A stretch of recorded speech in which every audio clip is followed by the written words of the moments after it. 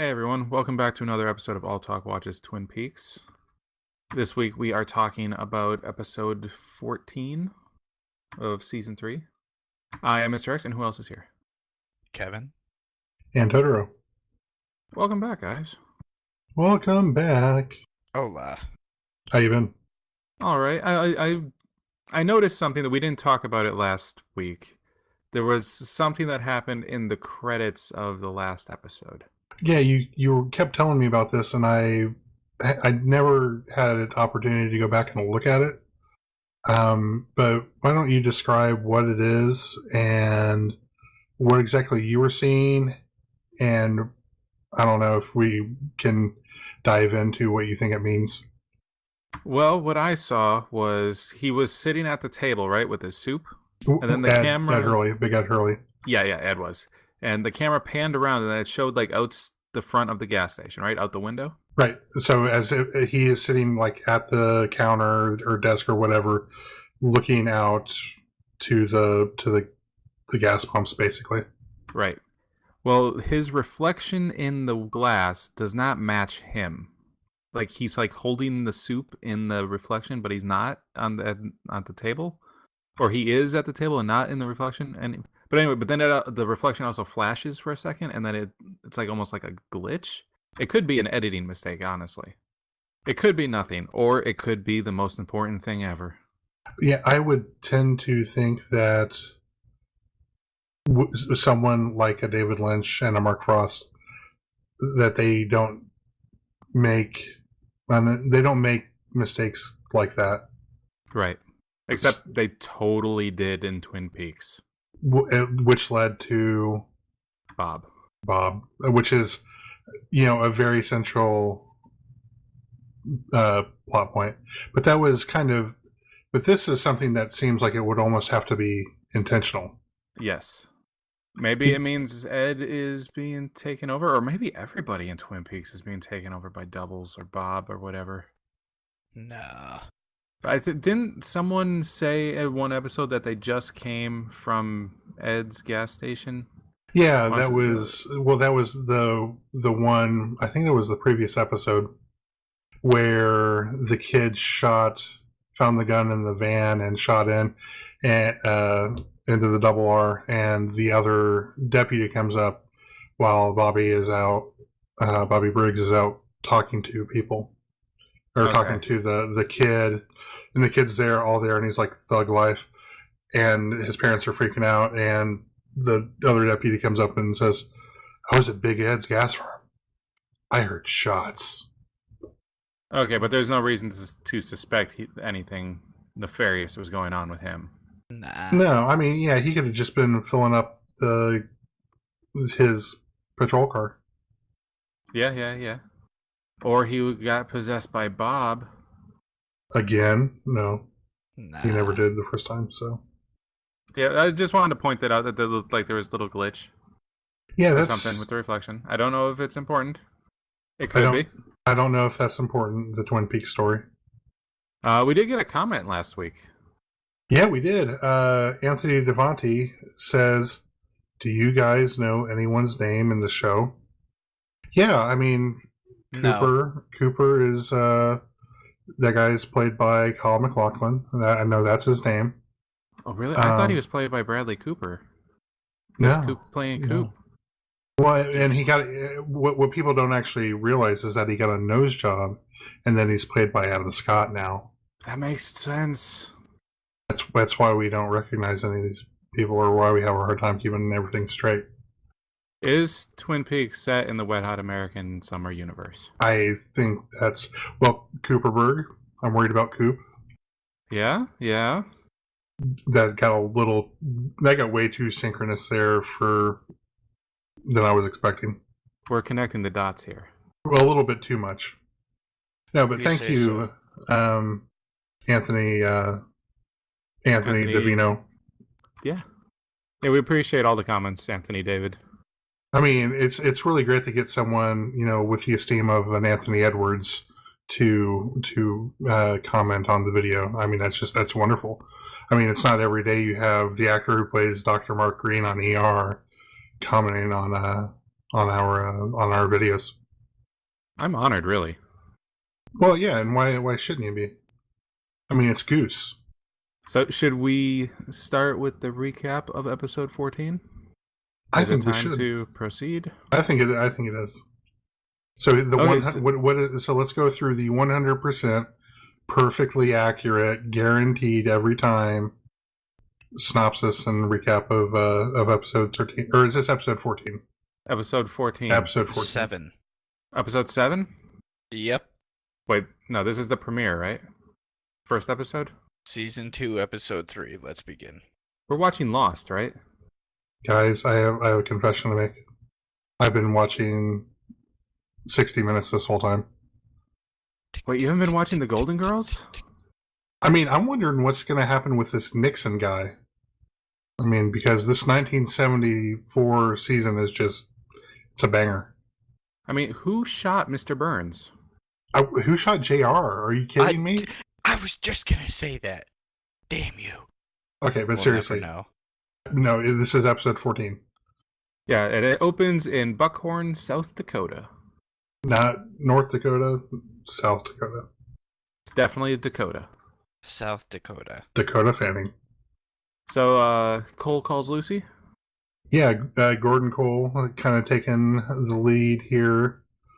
You know, and of course, this is great because Lucy has a tendency to sort of yell when she's on the phone.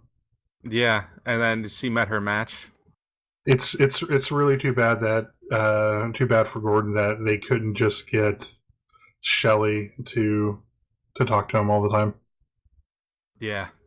So then he talks to Frank, the sheriff. Before that, we learned Lucy went on vacation. Oh, that's right. Did she go to, like, Barbados? Something along those lines. Bermuda. But, it's Bermuda. Bermuda, maybe, yeah. And then silence. And then Sheriff Truman. Yeah. Frank Truman. And he tells him about the pages from the diary, the missing pages from the diary about the two Coopers. Yeah, well, and that was on the thing that they got from Bobby Moynihan's mother. You threw me off there. Okay, so is the bit done? Oh, no, keep going. I think we can do it the whole episode. Okay, so but that's when Frank. Okay, so Frank tells Cole about the pages, and they notice the thing about the two Coopers. So refresh my memory here. The next note that we have is "I'm like the Blue Rose," which is at the first. Well, Albert is talking to what's her face, and he's like, "Oh, to Tammy." Tammy? Yeah, he's like, you know what you don't ask about, Or no, And then she asks it, what and you do ask about? or what you do. What's the one question you ask? Because it was this case with Lois Duffy. Yes, Lois Duffy. And then they enter the hotel room. Lois Duffy is on the floor shot. She looks up at the FBI agent and says, "I am like the Blue Rose." And then she disappears, and then they see Lois Duffy standing there with the gun. So there's two Lois Duffys. And standing there is Gordon and David Bowie. Yes. And young Coop. Young Coop was there too. Because then it cut No. to a flashback. I don't think so. No, that was From a different time. Yeah, from the fire walk with The me. first Blue Rose time, it was just Gordon and Bowie. And then it was coffee time, right? Well, then Diane comes in, and Gordon starts asking her about the last time she saw Coop or something. Yeah. And And Coop mentioned Briggs the last time he saw Diane, which is important, I think. probably. But then they bring up the ring that was found in the stomach. This is when they drop bombs in the episode. Yeah, and then the bombs kind of keep coming after that. But yeah, so I just thought someone was like a Clash fan because Janie Jones is the name of a Clash song. But Janie E is essentially revealed to be Diane's half sister. And she's married to someone named Douglas Jones. Dun dun dun. They finally found out about Dougie Jones. Well, kinda. Well, I mean, they know that they have to find the sister, so they just have to go talk to the sister, and then they found Dougie. So, But instead of just hopping on a plane and going there, they call the Las Vegas branch of Office, the FBI. Oh yeah, when that like Glenn Gulia was there, the guy who I don't remember the name of his the name of the actor, but the guy. I think it's the guy who played Glenn Gulia in The Wedding Singer. That Adam brilliant, Sandler. wonderful 20-year-old reference that I'm sure everyone is going to get. Man, I haven't seen that movie in a long time. That's okay. You're fine. So I think the E in Janie E probably has to be Evans because Diane is Diane Evans. Oh, it makes sense. Which is, I mean, it's just, I don't, it's like, I don't, the thing about it is that supposed to serve any other purpose other than bringing that plot line in a little bit more now? Oh, I bet it does, because Dougie Jones was another doppelganger of Cooper, who then had happened to marry Diane's stepsister or half sister. That would be kind of odd. Yeah, that's too much of a coincidence. But then the FBI agent said to the one behind the desk, "How are we supposed to find the Dougie Jones you're talking about? Yeah, There's so they're many." 23. Go detect something. Well, then the FBI guys started like losing it. Yep. Wilson, how many times have I told you? Yeah, it was That's a little what odd. we do. I was like, That caught me off guard. Yeah, because he starts like slamming his desk too. Yeah, it was great. it's like, yeah, let's go detect stuff. So then cut back to Cole, right? And then he's talking about the Monica Bellucci dream. Oh my Which god. I gotta be honest, I haven't had one personally since my younger days. Not since you saw The Matrix Reloaded. Oh man, Not she was since in you that, saw wasn't she? Shoot 'em Up. Oh, that's not Did- that old, but yeah, Didn't she play a I wet was nurse in that? dying. No, I think she was pregnant in that movie, right? Maybe, or she was a wet. Yeah, she was either a pregnant or a wet nurse. Well, but okay, I don't want to get into how one becomes. But yeah, so you kind of have to start out being. Yeah, that is true. Just skip over this part, people. This is the most important part. This But is the most anyways, important part. Yeah. Hilarious. So we finally understand why there are all of those things at the end of the episodes for filming in France. Oh, I didn't even pay attention to that. I just love that it's a normal thing that he has Monica Bellucci dreams. Yeah, I had another one. It's like, okay, sure. Was she the actress you were talking about, by the way, Totoro? Where you wanted to see who she was playing? Because you were telling us, I don't know if this was on the podcast, but you were telling us that you had looked at a list of all the actors and you really wanted to see how one of them shows up. No, let me look back at that.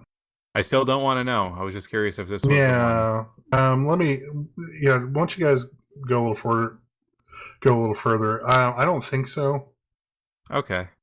Well, in the dream, she said the famous quote. That is how she said. That is how he said it. The famous quote: "We are like the dreamer that dreams and then lives inside the dream." But who is the dreamer? We are the music makers, and we are the dreamers of the dream.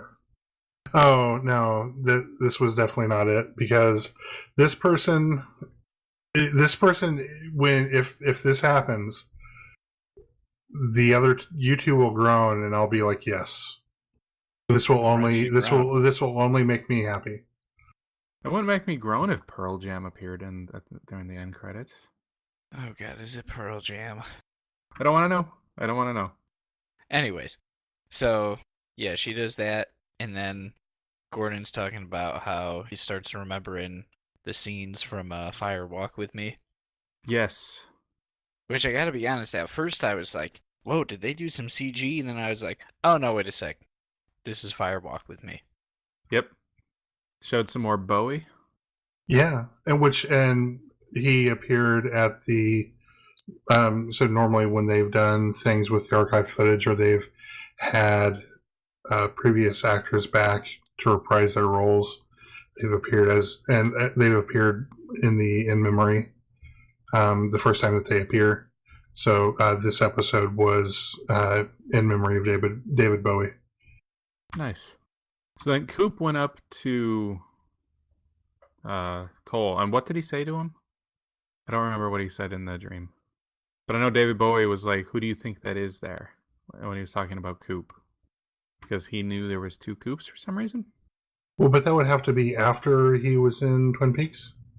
But it wasn't, though, right? But it was a dream. Yeah, it could have been. Annie was in one of Laura Palmer's dreams. Exactly. I like how something of a dreamer figures prominently in this now, whereas at the same time, in going back to David Lynch's Dune, which you should absolutely not watch. Do not watch Dune.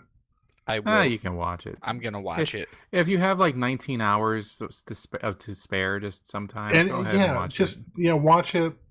Don't expect anything out of it. It's probably the worst movie you'll see this year, and it'll be about as clear as mud. But I really like how the dreamer, the sleeper, figures into both. So I almost want to go back and watch more of David Lynch's other movies, and just reanalyze them to see how much a dreamer or a sleeper figures into that. Because I don't remember anything off the top of my head from, like, especially that phrase or that phraseology in something like Mulholland Drive. But I do know that there is a dream sequence that figures very prominently in that. Right. What about Blue Velvet? I mean, she wore blue velvet. She did wear Blue Velvet. I think I'm just not gonna sleep tonight and watch Dune twice. Well, if you don't sleep tonight, by the time you have to go to work, you'll have made it through like a quarter of Dune. And you will definitely sleep, because there's no way that movie doesn't put you to sleep. Yeah, it's not a matter of if, it's a matter of when, how quickly. I mean, it is sedative on celluloid. It's not that long. Well, the Alan Smithy version is. Well, that's what I'll have to watch. 190 minutes. That's 3 hours and 10 minutes. So since this was Cole's dream, does that mean the first half of Fire Walk with Me was all a dream? No. No, I think it's just taken from that. Yeah. And the other thing about that is that they can easily play into that, because they produced Fire Walk with Me after that last episode of the last season of the second season, I guess. I can't say the last season anymore, and that'd be true. But the way that first half just ends with no resolution and then just switches stories, it's almost like it could be a dream. It's... Because that story goes nowhere. I mean, fuck, I don't know, man. I mean, sure. Then David Bowie's there for a minute, and then he disappears, and with no explanation. There's a part where he's on a security camera, then he goes and looks at the security camera, and he's still not there. Yeah, it's like... There's so much about... There's so much about this and Fire Walk with Me that just... It's like, I don't know. And I realize... And there's definitely some of this that probably would make sense if we read The Secret History of Twin Peaks. Maybe. Or it would make less sense. Well, I don't think we're talking about. I don't think there's anything that we could possibly do to make us feel more bewildered by this show. But I could be proven wrong. Okay, so moving on. They cut back to Twin Peaks. Yeah, cut back to Twin Peaks. They are at the police station setting out sandwiches. Yeah. And Andy likes a good cheese sandwich. Yeah. But, and more importantly, they arrest Chad. Finally. They got him. What exactly did they... So a couple things about this. Did they say, because we're recording this a little bit later, and I didn't take the notes this time, so I didn't rewatch it a second time. Did they say what they were arresting him for? That they've been watching him for months. Yeah, they said they've been watching him for months, and also they have a witness that didn't die. that sent a Oh, letter that went missing. that But must be that. they also didn't actually say anything as to exact reasons why, other than they've been watching him. Yeah, Because so, they're good cops and they got him. nailed his Andy ass was to the on the wall. Andy was on the case. I mean, yeah, and quite frankly, He's a whole damn town. Yeah, exactly. He's quite frankly, Chad is probably lucky that he didn't walk down the hallway and have a board just fly up from the floor and smack him in the forehead. I mean, it's Andy's go-to move. I mean, yeah, it's no one ever expects it. Much like the Spanish Inquisition, nobody expects it. So, and that was the one thing I noticed, that they didn't explicitly say that, but then they also didn't read him as Miranda rights. I mean, do they have Not right to? there. They may have after they walked him out of the room. I think you kind of have to do that pretty quickly. But my wife, I was talking to my wife about it. My wife's she got her degree in paralegal studies, but she was like, at a certain point, does a cop have to be read their Miranda rights? I was thinking, well, probably, but I mean, technically, It's the but proper we're in Twin procedure. Peaks. that's me wanting a little bit too much police procedural out of this, probably. Oh, this whole show's probably a dream anyway. It's this is an alternate universe where the Miranda case never went to court. Okay, so then the cops take their sandwiches and go on a hike, correct? Yeah. You say evil power lines here. What is the deal with the evil power lines? Well, they pull up, get out of the truck, camera cuts to the power lines, and power lines are evil because electricity is evil. They transport Bob or something. Yeah, okay. Yeah. And then it cuts back to them. I will say, They go to Jack Rabbit's palace. through the whole forest scene, very disappointed. Pothead Horn didn't show up. Is it Jerry? Oh, that'd have been great. That would have been the Jerry. best thing ever. It is my gosh. Jerry? I actually remembered his name. Good for me. No, it's Jamal Horn. Actually, it's not even Horn with that E on the end. It's Horny, so it's Jamal Horny. Well, Sure it's not Terry Bradshaw. I was really hoping Jamal was going to show up. No, it's it was still a pretty good sequence, if not. It's that other quarterback who won 4 Super Bowls with the initials TB and wore the number 12. It's Tom Brady. Ugh. Yep, that's it. Okay, let's get away from that, man. So anyway, Mad. But while they're there, so they do the whole thing where they put the soil in their pockets, but then they find that woman who had like the messed up face from when Cooper. That was from when Cooper was coming back out of the lodge, right? I believe so. Yes. Was it? Yeah. I think she was in there when he was going on his vision quest or whatever inside the lodge. The one sitting on the couch? I think so. Oh, She has no yeah. eyes, but it has like stab wounds where her eyes should be. They kind of almost look like little mini mouths to me, but like not. But I don't know what they are. It's her face does not look appropriate for a person normal. Yeah, so they find her naked and it's like there's smoke in the woods, and then they find her naked there. Right. And they go over to help her. And then it's 2:53, and then they look up and there's a portal forming there. Kind of the similar what Gordon saw and what I don't remember if Albert saw it or not when they went to that. They both. He pulled him out. I don't know if he saw it, but he saw him disappearing. Yes, that's true. So I wonder. So okay, we can remind me to come back to the Gordon disappearing thing when we get to the end of this. So the portal sucks Andy up, and so was that the lodge Andy was in, or is it a different place? I think that's a different place because if that's the case, then all of episode 8 really takes place inside the lodge. But it's not or maybe it is the lodge, but it's not the Red Room. Was the tree that was there when they found the naked lady, was that the tree that the arm turned into? The man from another place? No, I don't think so. No. I could be wrong. Yeah, Like I said, I didn't watch this a second time, so okay. Maybe I need to sit down and watch it again. Okay, so Andy is in another dimension. But he's there. But there's a friendly face there. Yes, and he Question says, "I marks. am the fireman." So we get to say question marks as the fireman. Yes.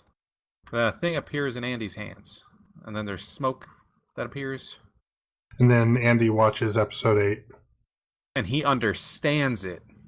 Yeah, it's like I was sitting there thinking, because Andy's a nice guy, but sometimes I wouldn't expect him to crack the case of this.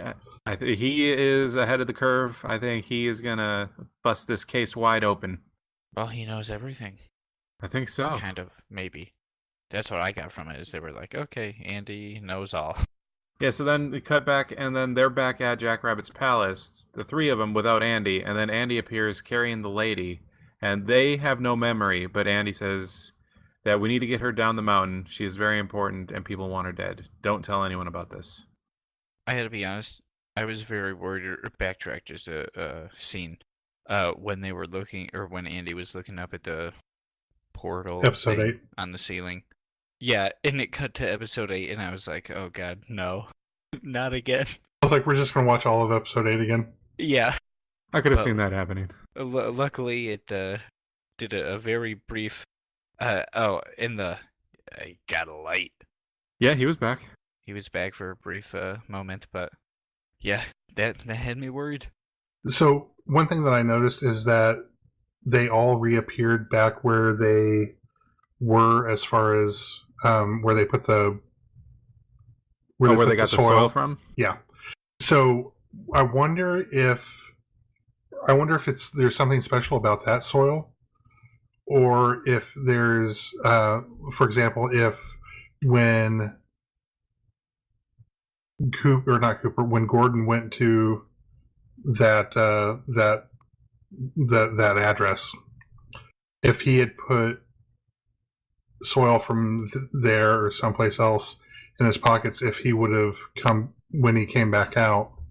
But then again, it wasn't the same portal. It didn't look like he was going to go to the same place, because the woodsmen were in the portal that he was looking at, whereas the one in Twin Peaks that the police went to was something else with, I guess we now call him the fireman. Yeah, and Briggs got his head ripped off at the other portal, right? Yeah. I think maybe that other portal is just bad. Bad news. Yeah, evil portal. Because Hastings also got myrtleated. But then we had an interesting... Andy puts the lady in a prison cell to keep her safe. And Chad's there, and there's another guy that we have not seen before, right? Okay, yeah. Who the hell was it? Sure. I think it was a guy we've never seen before. Or possibly he's been in every episode. Yeah. But he's bleeding from the mouth, and like the blood is kind of like flowing and dripping down onto the floor. Was it me, or did I see like a hole on the floor? I think that was the blood. I saw a pool of blood. Oh. And okay. She started making noises, and he started trying to mimic the noises, and then that was driving Chad crazy. Yeah, the one guy, he kind of mimics anything or repeats anything that anyone else does or says. Yeah. So he's basically everyone's favorite little brother. So then cut to James as a security guard with British Freddy. Yep, and it looks like he's at the Great Northern. Yes. And it starts with Freddy cracking walnuts with his fingers, just 2 fingers, and they're exploding. Yeah, I was like, what the hell is going on here? And it's James' birthday, so he convinces Freddy to tell him the story of how he got this green rubber glove that he's wearing. Basically, he got sucked into a portal, and then the fireman told him how to get it, and then he went and got it, and now he can't take it off. And then he was trying to buy it, only the clerk at the store wouldn't sell it to him because it was already opened. So he just like threw the money down and then walked out with it. And then the guy chased him and he punched him in the face. And it wasn't clear if he killed him or just like broke his jaw or something. Well, I know that he definitely does some like Cockney rhyming slang. And the one bit that I picked up was he said snapped his Gregory. Yes. Gregory meaning Gregory Peck, which rhymes with neck. So I think that he's either afraid that he snapped his Gregory or snapped his neck, or that he did snap his neck. Right. So it makes a lot of sense that the rubber glove would give him super strength in the world of Twin Peaks. Because why not? Because electricity is bad, and a rubber glove is not affected by electricity. Oh, because of resistance. Yes. Interesting. I didn't think about that. And it's not like it's a heavy rubber glove like that you would see someone working with electricity would use, but it is like it looks like a glove that you might use if you're doing a lot of dishes. Yeah. So anyway, but then they talk about, hey, let's go to the Roadhouse. Woo! I'm gonna go sing.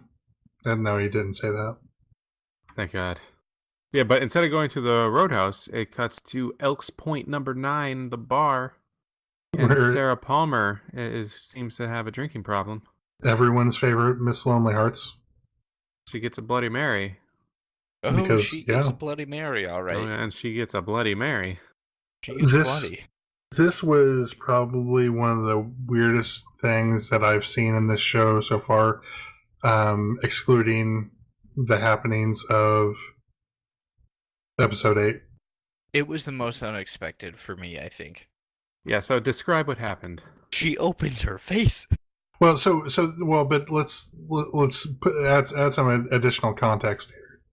So there's a guy who is down at the end of the bar, like 4 or 5 seats over from where she is, and he's trying to pick her up, and basically she's trying to blow him off and everything, but he doesn't get the hint, and so he starts implying that she's a lesbian and does so rather lewdly and crudely, which does not make Sarah Palmer happy. So she then takes her face off. She opens her face. Yeah, she's just like, hey, here's my face opening. And then there's like a void there. And in a hand, there's like some floating. fingers. Yeah. And then she closes the face and like rips his throat out. She like eats out his throat. Ugh. Because and then the guy's like, did you have something to do with it? And then she's like, no, I was just sitting there minding my own business. I was drinking my drink. Just like that, yeah. And she didn't have any blood or anything on her. Which was a little odd. And the other thing about it is that, so she does all of that very matter-of-factly, and then once like, it takes a moment, it's almost like as if she was possessed, and then once she kind of quote-unquote snaps out of it, she then starts freaking out, and that's kind of what draws everyone over to see what's happened. Well, see, she does, but then the guy's like, really? You didn't have anything to do with it? And then she looks and just straight face says, I didn't catch exactly what it was, or write it down, so I don't exactly remember. But she just makes some like straight face comment to him, where he's like, I'm a back away from you right now. Because he's like, yeah, you did this. I just want to point out, Kevin, that you just said the part of this that doesn't make sense is that she didn't have any blood on her. Yeah.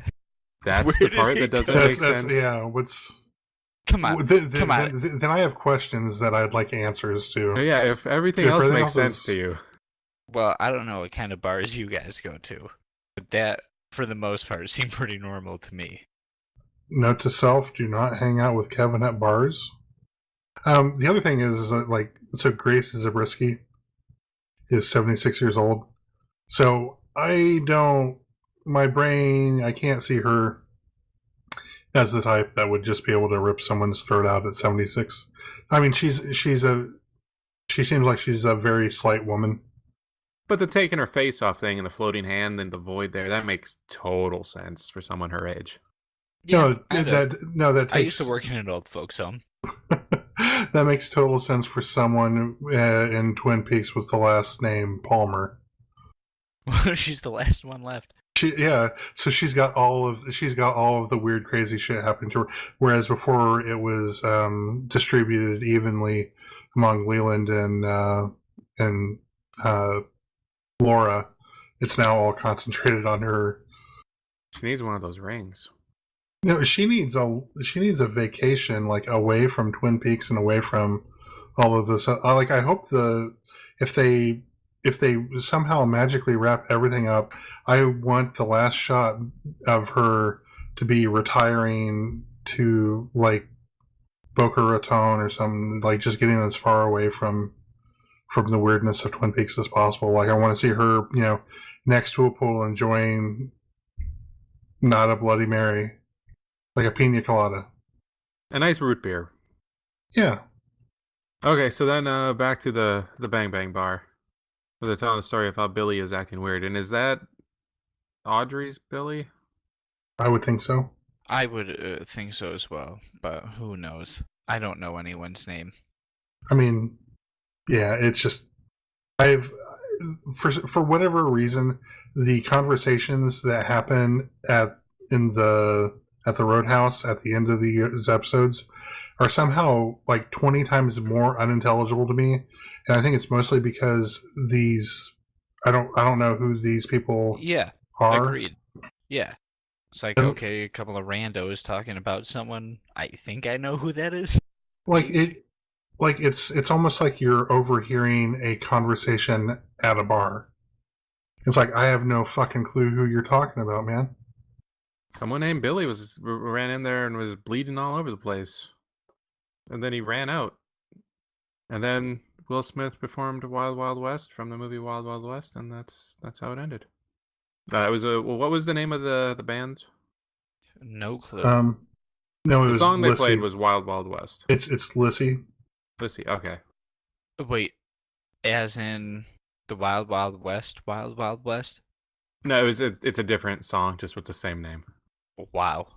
Well, that's a disappointment. I would You have gone thought back they were- and rewatched that if that were the case. You thought you'd go back and rewatch him performing the Will Smith song? Well, no, Wild I Wild know No, West? Will Smith wasn't there. I'd like to hear their take on it. No, it's just Wild West. She had an album that came out in early 2016 called My Wild West, and the song Okay. is just Wild West. What's the name? Who is it? Lissy, Lissie. Never heard of him. Evidently she's very big in Norway. The peak position for that album was number 9. And then also in the UK, it peaked at 16. The Billboard 200 for that album was 171. So is there anything else that we need to cover? Hopefully Agent Copper comes back next episode. I had a slight realization this evening, before we were getting ready to record. So, Dougie Jones. Yes. I think Dougie Jones is a complete analog for the audience. I don't know if anyone else has said that. No, Dougie Jones has way more of a clue as to what's going on. But it's just like the only thing that Dougie Jones really does is walks around and is like, coffee, cherry pie, damn good cherry pie. And is just kind of along for the ride. Yeah, I could see Except that. when he has to rip people's hands off. Plus, I don't know the last time I had pie. Or got a new BMW. Or Mr. Jackpots. Or, yeah, I hit a bunch of... Definitely the complete opposite of the last time I was at the casino. But you guys don't just magically walk up to... It's not like that scene in National Lampoon's Vegas Vacation. I put a coin in and I won a car. Yep, never. Plus, as far as I know, I'm not married with a child. Probably. Yeah, well, I guess we've got a few more weeks left. Yep, 3, I think we believe, should correct? probably wrap up. This is Yeah. a long episode, but a lot happened in this episode. Yeah, I think this was I think this is one that's going to be cracked open and examined. Maybe not quite as much as that episode 8, but I think it's as important as episode 8. Oh yeah, Like, actually, if it's probably more important for the plot of the show. Yeah. So I was really happy to see something like that going on. So and getting some forward momentum. Yeah, But, definitely. yeah, we'll go from there. Yeah, I just We'll want to wrap up. thank Andy Dufresne for leaving that comment again. We Yeah, appreciate absolutely. all feedback. And thanks for listening, everybody. If you like it, share us and like us and everything on YouTube and on iTunes, and also listen to the Alltalk podcast where we talk about all the geek stuff and the Geek Box and manga machinations and comic conspiracy and the comedy button. And thanks for listening. We'll see you next week.